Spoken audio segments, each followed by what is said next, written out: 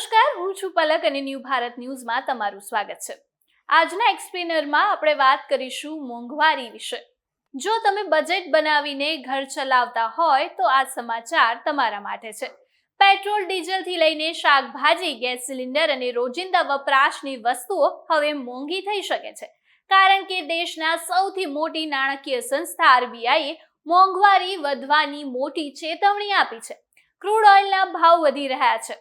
વૈશ્વિક અસ્થિરતા અને ચોમાસાની અનિશ્ચિતતા વચ્ચે આરબીઆઈએ ચાલુ નાણાકીય વર્ષ માટે મોંઘવારીનો અંદાજ વધારી દીધો છે।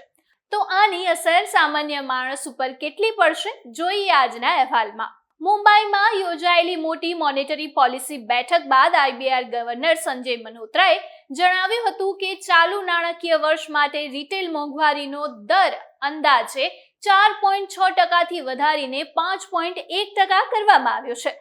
આરબીઆઈના જણાવ્યા મુજબ પશ્ચિમ એશિયામાં ચાલી રહેલા સંઘર્ષ વચ્ચે વૈશ્વિક સપ્લાય ચેનમાં અવરોધો અને ઉર્જાના વધતા ભાવો તેના મુખ્ય કારણો છે।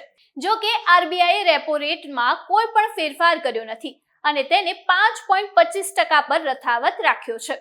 એટલે કે હાલ હોમ લોન, કાર લોન અને અન્ય લોનના વ્યાજ દરમાં કોઈ જ ફેરફાર થવાની શક્યતા નથી। મોંઘવારી પાછળનું સૌથી મોટું કારણ ક્રૂડ ઓઇલનો ભાવ બની શકે છે। આરબીઆઈએ અગાઉ $87 થી $88 પ્રતિ બેરલના ભાવનો અંદાજ મૂક્યો હતો, પરંતુ છેલ્લા કેટલાક મહિનામાં તેલની સરેરાશ કિંમત $110 પ્રતિ બેરલ સુધી પહોંચી ગઈ હતી। તેની સીધી અસર petrol, diesel, LPG, commercial plastic અને રબર ઔદ્યોગિક ઉત્પાદનોના ભાવ પર પડી રહી છે।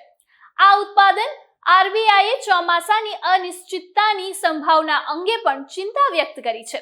જો વરસાદ ઓછો પડશે તો કૃષિ ઉત્પાદન અને ખાદ્ય પુરવઠા પર તેની ખૂબ અસર જોવા મળશે અને ચીજ વસ્તુઓ મોંઘી થઈ શકે છે। આરબીઆઈએ એ પણ ચેતવણી આપી છે કે જો આ દર સતત વધશે તો કર્મચારીઓ વધુ વેતનની માંગ કરશે અને કંપની ઉત્પાદનના ભાવ વધારો કરશે, જે મોંઘવારીને વધુ લાંબા સમય સુધી ઊંચી રાખી શકે છે। હાલ માટે વ્યાજ દરમાં રાહત યથાવત છે, પરંતુ મોંઘવારીના મોરચે ચિંતાના વાદળો ઘેરાઈ રહ્યા છે। ક્રૂડ ઓઇલના ભાવ, વૈશ્વિક તણાવ અને ચોમાસાની અસ્થિરતા અને દેશના અર્થતંત્રએ સામાન્ય માણસના બજેટ માટે નિર્ણાયક સાબિત થઈ શકે છે। હવે સૌની નજર રહેશે કે મોંઘવારી ખરેખર આરબીઆઈના નવા અંદાજ સુધી પહોંચે છે કે પછી પરિસ્થિતિમાં સુધારો જોવા મળે છે। અત્યારે બસ આટલું જ। જોતા રહો ન્યૂ ભારત ન્યૂઝ। નમસ્કાર।